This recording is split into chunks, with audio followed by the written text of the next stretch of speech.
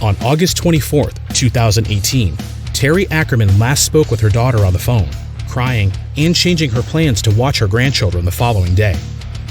Terri was never seen or heard from again, and the only two people with her in her home that night were her husband Dale Ackerman and his 39-year-old son Chris Akerman, who had recently moved to Colorado to seek financial help in starting his business. The events that unfolded the days leading up to her disappearance, as well as the events and statements made by both Dale and Chris Akerman after her disappearance, has not added up, and we decided to take a closer look at the case based on information available to us, as well as interviews with relatives and people with knowledge of the case. The following information is based on those findings and is the opinions of those individuals involved with our investigation. As of this date, there are no suspects in the case, and it remains unsolved.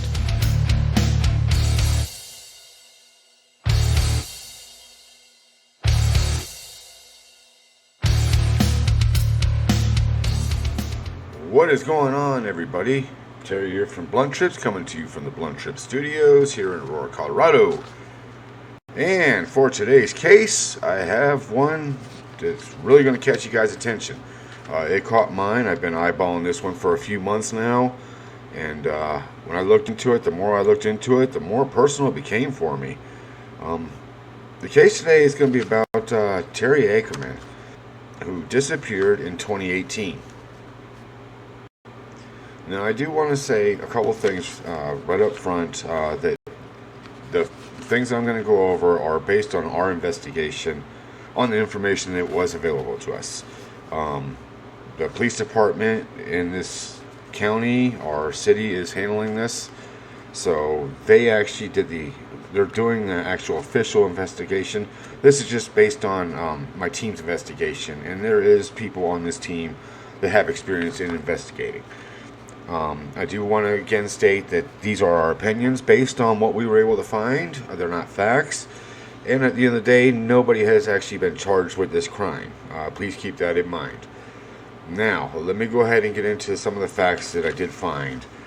And there is a podcast on this. Now, normally I would not promote a podcast, especially one that doesn't actually use a real person, that uses a computer-simulated voiceover as the host. Now, there was some actual interviews on the phone, real stuff that had some really emotional content that you guys should check out. So that podcast could be found on The Vanished, I believe is the name of the podcast. I'll have a link pop up here on the page for you guys. Definitely, if you get a chance, check that one out. Again, I usually wouldn't promote another podcast, and especially one that use computer simulated host. It's just not my thing, but that was an interesting podcast.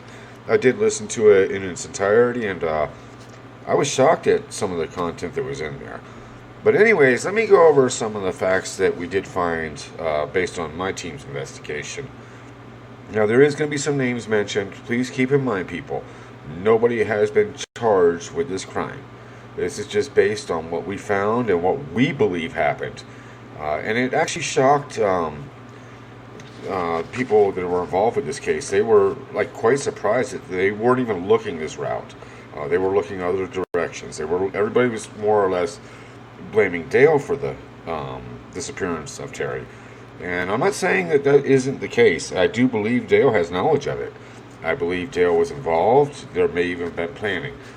But I think everybody was looking at the wrong person as far as who made Terri disappear. And I'm going to go over those facts with you and let you guys decide for yourself. What we do know is on the night before Terri disappeared, the day before Terri disappeared, she had made plans with her daughter to watch the grandchildren the next day. She also did not want to leave her daughter's house that day. She kept saying she really did not want to go home. Why? Nobody knows. Later that night, about 7:30, she ended up calling her daughter again, crying and saying she was not able to watch the children that day. She said why? She just said that she was unable to. She was crying, and she hung up the phone.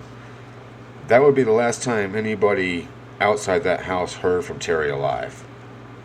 She hasn't been seen or heard from anybody since that phone call, from anybody outside that house. Now, there was 2 people in the house with her, and we're going to go over their whereabouts, their alibis, and then what I believe happened. I believe the 2 people in that house know something that they're not saying. But anyways, Dale, that the next morning after the phone call, showed up at Terri's daughter's house, and I'm not going to mention her name. I'm going to try and refrain from mentioning her name in this vlog so that, she isn't harassed or bothered or people don't start searching her name. Dale showed up the next morning, approximately 5 o'clock in the morning. He showed up and he sat down in his car for about an hour. Nobody knew he was there. Now, this was very, very unusual for Dale. In fact, it was the only time he's ever done it, where he showed up by himself to watch the grandchildren the next day after his wife said that she was going to be unable to do it. Now, he sat in his car for an hour and then eventually came in the house and said he was there that day to watch the children. At which time, Terri's daughter had told him there was no need for him to stay. Her boyfriend, the children's father, called out of work that day to go ahead and take care of the children. And Dale at that time, Dale is, again, Terri's husband. Dale at that time said that he was just going to go ahead and stay since he drove all that way. Now, this was approximately 7 o'clock in the morning, sometime in that time frame. He stayed there all the way till 1:30 p.m. that afternoon. He didn't leave. He basically stayed the whole day, putting himself somewhere where the family could verify where he was. Now, again, I'm going to cover this. I don't think Dale was the actual person that made her disappear physically. And I'm going to tell you why as I get into this more. But I do believe Dale has something to do with it. He has knowledge, or may even intentionally not have knowledge, because he did end up taking a lie detector. The results I do not know. His son did not take a lie detector and refuses to. Alright, let me cover a couple more facts that we found for you guys. Now, a couple of things I do want to tell you about Terri. Terri and Dale, their marriage was pretty much over. Terri was in the process of moving out. She had already applied for state assistance.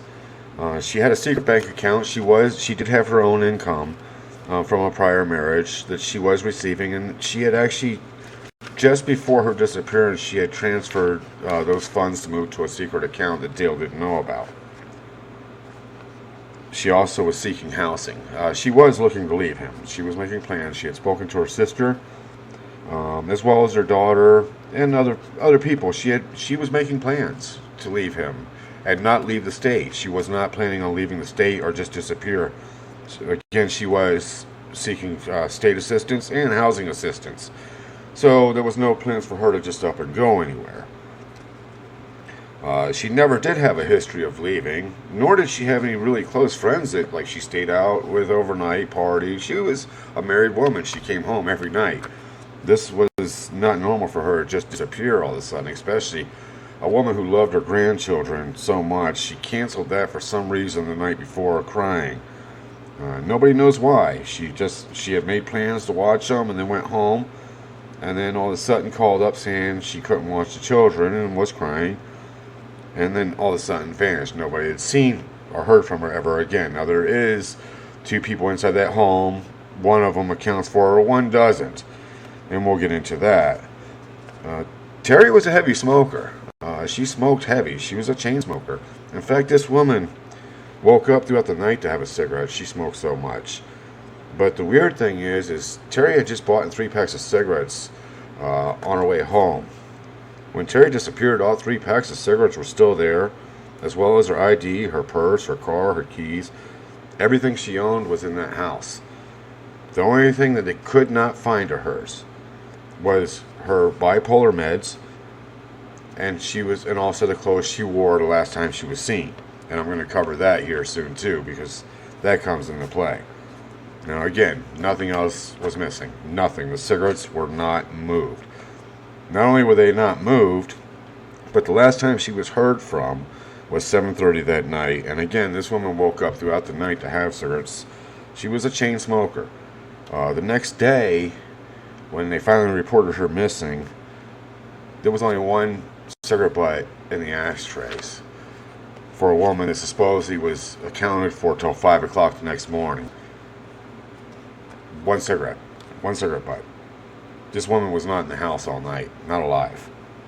There's no way. A chain smoker. I smoked for 28 years before I quit smoking, and I'm telling you right now, not only was there not cigarette butts in the ashtray, except for one, but all the trash in the whole house was gone. The house was completely emptied of trash. Now, this was all during a time when Terri was missing. Terri was missing, and the house is all of a sudden getting cleaned up. This is not a nice house. This is a trailer, people. I'm going to show you pictures of inside the home, actually, where you could see Dale, and you'll look at the background. You'll see this is not like a show home. This is a mobile home. It's not the cleanest place. So, but there was no cigarette butts except for one that day, and no trash anywhere in the house. They got all the trash out after reporting, or before reporting her missing. Now, Dale says that he seen her the next morning at 5 a.m. when he kissed her goodbye, and he left to go watch the kids. Now, that's Dale's story, according to the witnesses that I spoke to. And I guess that's also what's in the police report. I do not know. I have not actually seen the actual police report. But according to witness accounts, his statement is that he gave her a kiss at 5 in the morning. And he went to go watch the kids because she was unable to. Now, that puts her there at the house at 5 in the morning, according to him. The thing is about that is this woman slept in pajamas every night. She did not sleep in her regular clothes. Pajamas every single night. This was just her standard thing. I mean, this wasn't something she started, a few days here. Every night she wore pajamas. However, when she was reported missing, as I said, the only other thing aside from her bipolar meds that was missing was the clothes she was wearing. She was last actually seen in by people outside that house. Which means, if she got a kiss at 5 in the morning by Dale, she would have been inside of pajamas. Where was her clothes that she was wearing when she changed out of her pajamas? They have yet to be found. So there's a lot more that's not adding up. We're only covering Dale's story, and I don't think Dale was the actual person that made her disappear. Now, the cell phones. I do want to cover the cell phones real quick. The cell phones that both Dale and Chris owned never showed any movement that was irregular. They were in the area, nothing that they couldn't account for. But, I mean, everybody knows you don't bring your phones with you when you do a crime. Now, I do want to cover a couple things as I get into the phone, the details about the phone. Now, Chris had just moved to Colorado, actually the state of Colorado, 5 months earlier prior to Terri missing. So Chris would not have known his way around the area too well if he did make her disappear. If he was the one, and again, this is just going on what we've looked at. If he was the one, he would have needed a GPS system somehow, or he would have had to know how to get to and from the area wherever he would have gotten rid of her. With that said, there was some questionable purchases, and everybody basically thought those purchases might have been some cleaning supplies and things like that. But there was one thing I don't believe that was looked into that I think they need to. If they go back and look, it might be too late now. Again, this happened in 2018. But if they go back and look, I'm pretty sure somebody would have had to have activated a phone from either a phone or computer that was owned by somebody in that house. At least one, possibly two.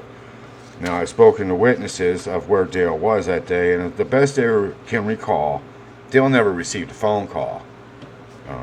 Dale's phone, in fact, was never seen at the house when he came over to watch the kids. He never pulled it out once. So, with that said, there's probably a burner phone somewhere, because somebody, if it was Chris or even Dale, if they took her out of the area, which we highly suspect she has moved out of the area, possibly in the mountains somewhere. Don't know, I'm not going to get into that part of it. But If they did, they would have needed a GPS system. Now, the questionable purchases he was not able to account for. When Dale was asked, he could not remember. And I don't have the exact quotes here, but they are online if you would like to look. Again, I'd also refer you back to that podcast. It is covered in that. But when asked about the purchases, he did not recall what they were used for.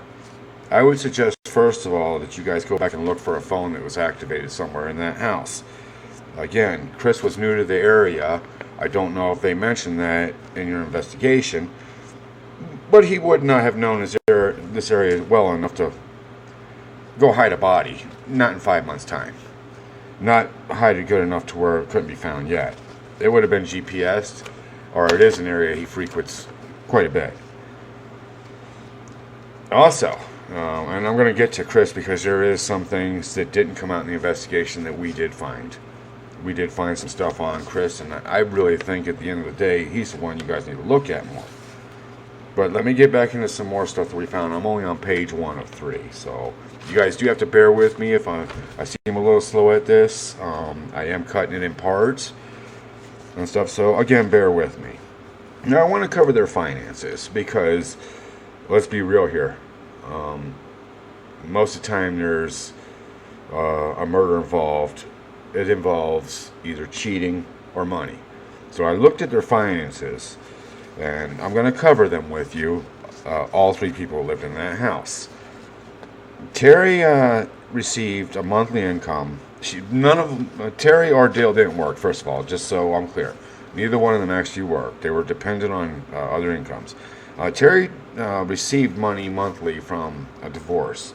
Now, there was an issue, from the best I understand, the month that she disappeared, there was an issue, I guess, with that being moved to another account or something, but somehow Dale would have possibly found out that the money was no longer coming to where it was shared because it was moved to a private account just prior to her disappearing. I believe there was also a stoppage of payment or something at one point. I do not know, but she did have an income from a prior divorce. She also made her income from babysitting. As I mentioned, she did watch the kids, so that was a source of income from her. Not only did she enjoy being around the kids, but that gave her a little bit extra money. So for her to cancel one day and then Dale for the first time ever to show up was a little weird. Not enough to say, okay, you killed or made somebody disappear, but it was his first time ever showing up, especially that early by himself to watch the children. Now, Dale was also unemployed, as I said. He was living on retirement. And Chris, the son, was 39 at the time, and he had just moved down to Colorado from Maryland, from the best I understand. And we also have a history of him in North Carolina, which I'm going to cover. But the best we can find, he moved here from Maryland 5 months prior to her disappearing to start a business, and he came here to seek financial help, really. He was living with Dad in a trailer so he could start a dent pulling business. And the best we found, he really had a lot of trouble holding a job, so he wanted to start his own because he had a problem with authority. And I'm sure other people agreed when they investigated this, his attitude and some of the stuff that he did in interviews and things like that. The guy is not really one for authority. He thinks he was the boss. And let me also mention, because I does cover this in the facts, but I do want to mention that throughout the time that he was there, from day one, Terri felt very, very uncomfortable with this guy. At no point was she ever comfortable with him.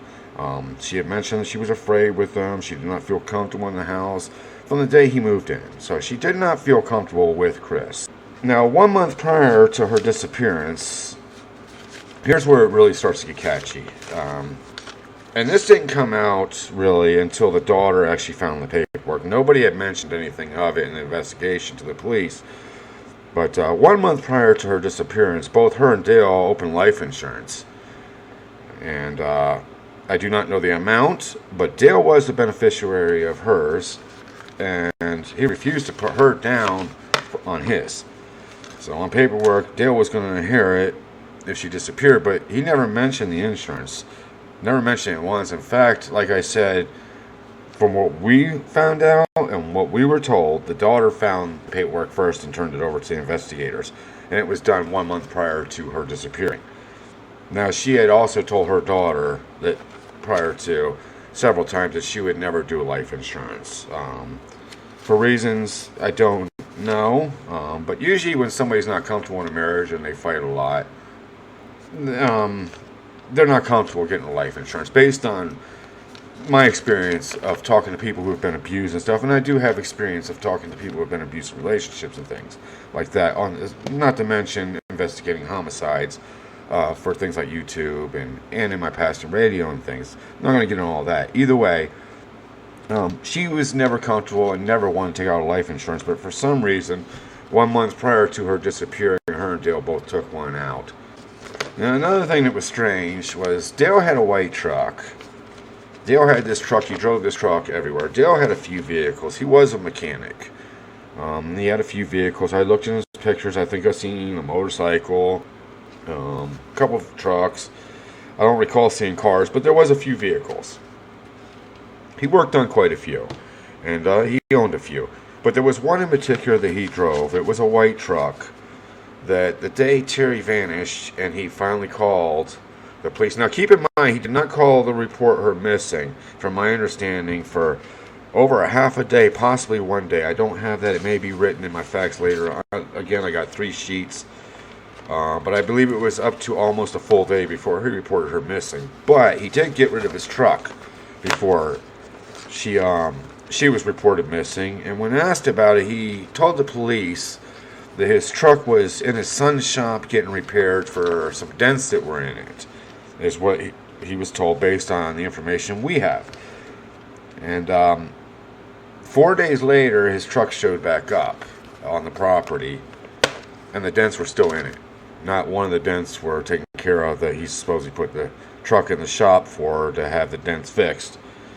Again, that was also found by the daughter, from my understanding, based on reports in our investigation. I don't know what all our investigators used, but they're pretty reliable. They haven't let me down yet. And in fact, when I spoke to some of the people to get some more information, they were impressed with the information that my team has found. So, with that said, there was still dents in this truck that he had told investigators when they came out there on the property and asked them about the truck. He told them it was in the shop to have some dents fixed. It showed up 4 days later, and all the dents were still in this truck. He ended up selling the truck, by the way. He got rid of the truck fairly quick. Right after that, he did sell the truck and got rid of it. So, I don't know as far as what the investigators did, if they tracked the truck down and did DNA or anything, but based on what we find, they're not going to find much in the truck. And I'm going to cover that too. I will get to that. Now, from my understanding, there was also no defensive wounds on either Chris or Dale.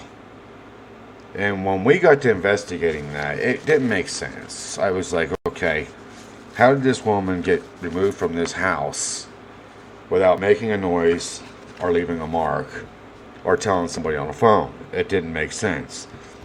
We thought of a couple of things. Our team, we thought, okay, somehow she was incapacitated. She was drugged, something like that.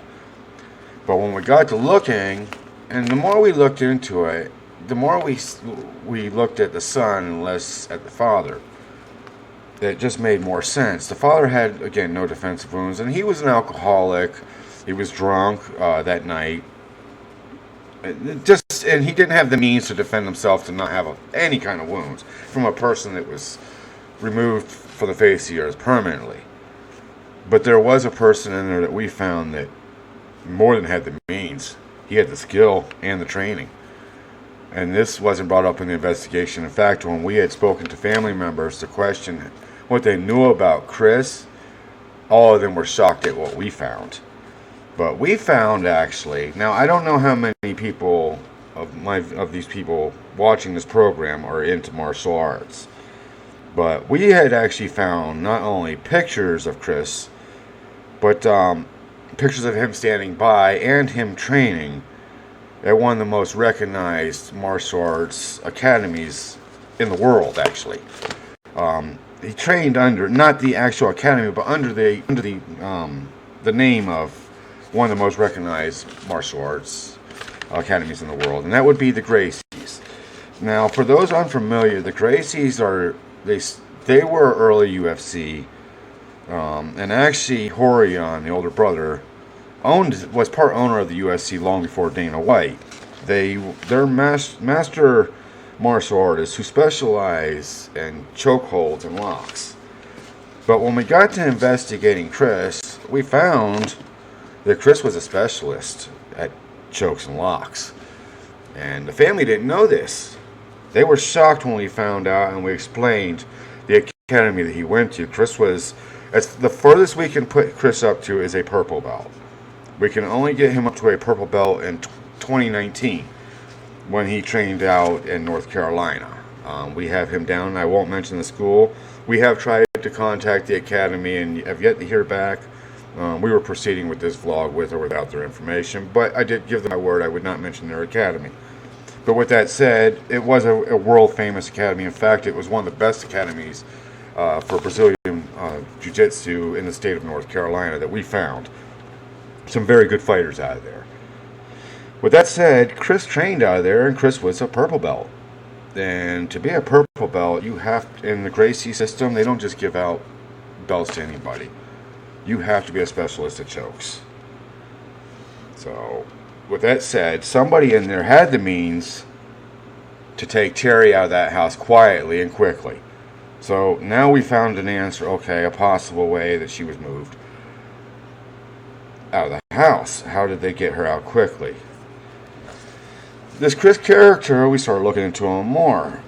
Now, his alibi, it's weird because at 5 a.m., Dale, his father, puts Terri in bed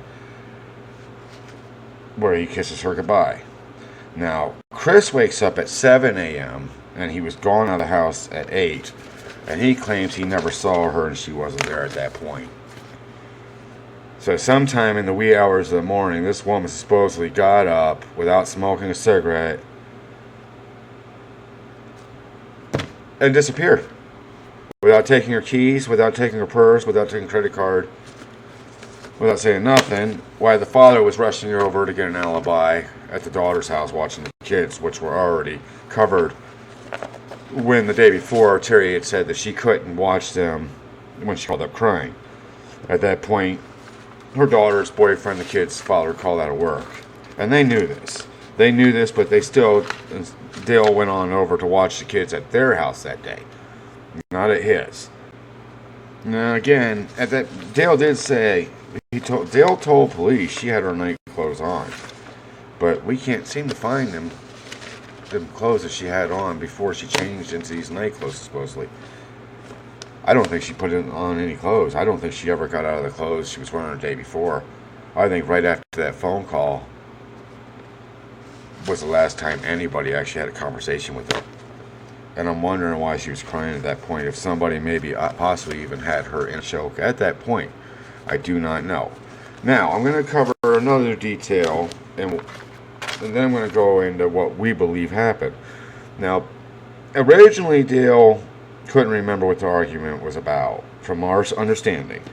But then he went in to say that the argument was about a coffee pot. Now, the team that we have finds often that when somebody is lying, they do stick to the truth as often as possible, or as much as possible, so that they don't get caught in a lie, so they don't mess up details. Now, that coffee pot, we believe, actually comes into play. We believe that Terri was talking to Dale while he was at that coffee pot, while Chris came up behind her and choked her. Now, based on the layout that we were told, we came up with that conclusion before finding out the layout of the kitchen. But then after finding out the layout of the kitchen, come to find out that was a very probable possibility.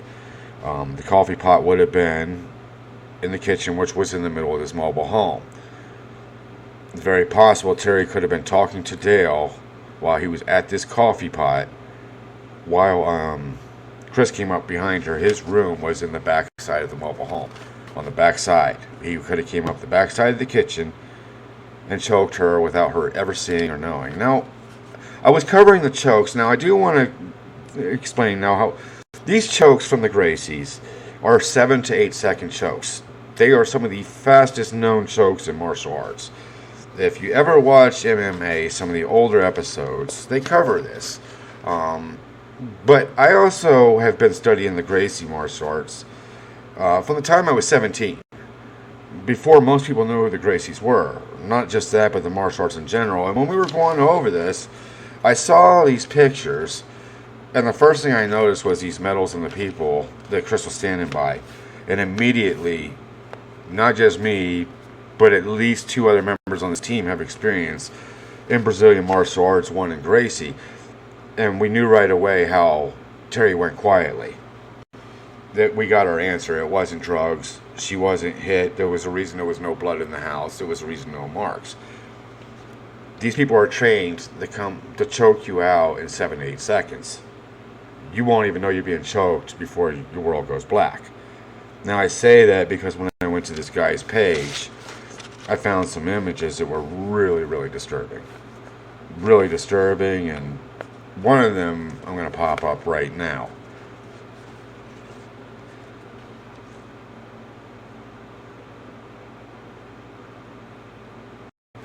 Now, another thing I do want to revert back to is the cell phones. Now, keep in mind that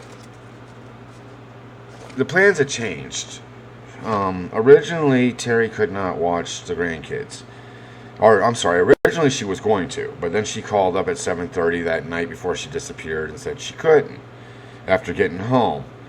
Then all of a sudden, Dale shows up the next day to watch the kids. Now, when he finds out he's staying to watch the kids, he never picks up the phone once to call Terri. Not to let her know that he's going to go ahead and stay there or anything.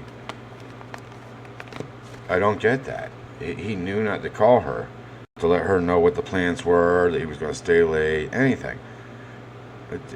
How did this guy just... some people might say, well, he already told her he was leaving. No, he left at 5 in the morning, gave her a kiss goodbye, and the night before, there was no plans for them to watch the kids. So, I just find it hard to believe that this guy never used his phone one time. Who doesn't pick up their phone once, say every few hours? Who doesn't pick up their phone from 5 in the morning till 1:30 in the afternoon when you're awake? Who doesn't do that? This guy never picked up his phone to call Terri and say, hey, she's missing, she's not answering her phone. I don't get it. I don't think anybody caught on to that yet, but we did. We caught on to that. I'm pretty sure that if they go back and look at them questionable charges, that Dale does not recall that there was possibly at least one burner phone. They would have needed a GPS system to move Terri out of that house.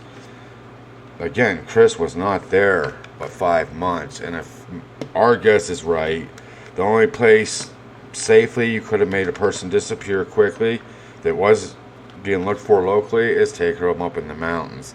You dig a hole, and to do that you would have needed a GPS. This guy would not have known the area. He would have been lost, and he wouldn't have had a phone to call anybody. There was a phone somewhere. There was a phone. When I looked at this case again, I think I covered most of the detailed facts. There is other stuff you can find online on this case, and I would highly suggest that people look into it, because the more you turn up the pressure on this guy, the more he's going to crack. This guy doesn't have a soul, and based on what we found, this is my opinion, I do want to be clear, but the best we found, at first everybody was looking at Dale, that Dale did this, but nobody could figure out how. And the reason why is because Dale didn't actually physically do it. He might have planned it. I'm pretty sure he did, with a couple things that we found with the insurance and the history of the fighting. They did not get along. Again, they were about to split up. The financial issues. There was a lot of detail that I did not cover, because I do have to keep this at a certain time. If I want people to stay interested, you have to keep it at a certain time or they click away. And with that said, I got most of the details out. The biggest ones I wanted people to know about was the means of moving this lady quietly were in that house. They were with Chris. And he had the ability. He really can't account for his time. He's refusing a polygraph. He will not cooperate with the police. I did reach out to the martial arts school, like I said. They did not return my messages so far. I also tried several different outlets to contact Chris, and he has yet to respond back to me as well. I tried him via phone, Facebook, and other sources, as well as his father Dale. I tried to give them an opportunity to respond, but neither want to at this point, or have yet to. So, and I can't hold this video forever. This case needs to be solved, people. My honest opinion is this: I don't think, and I've spoken to members of the family and people that were like happy that I contacted them to get involved with this case. They were very impressed with my findings, but at the end of the day, this is the first time I can recall where I set out to find a person that I'm going to have to tap out and say, I'm not going to be able to find where she's at. I can take the best guess and tell you she's in the mountains, but I won't be able to find her. But based on my team's investigation, I did find out what happened to her, why the police are still looking, and I hope they look at this vlog, and I hope they go back and look at this guy's martial arts training if they want to really find out what happened to Terri and how she was moved out of that house without leaving a mark or making a noise. Go back and look at his training. His school can be found on his website. I tracked it down via his website. I will not mention that school's name because they did not have nothing to do with this disappearance, and it's not fair. Again, I did train under the Gracie system, and I hate to tarnish that name by one person's actions, or what I believe to be one person's actions. Alright, I am going to close this case out. Again, I hope I have covered all the major details. I want people to, again, remember that nobody has been charged with this crime. We looked into it, and based on our findings, we found who we believe made Terri disappear out of that house, who had the means to make her disappear out of that house, who had the motive to make Terri disappear out of that house, and who can't account for his whereabouts when she did disappear out of that house. With that said, my name is Terry. You are watching Blunt Trips, and until next week, you all stay cool. Like, share, subscribe. BluntTrips.com.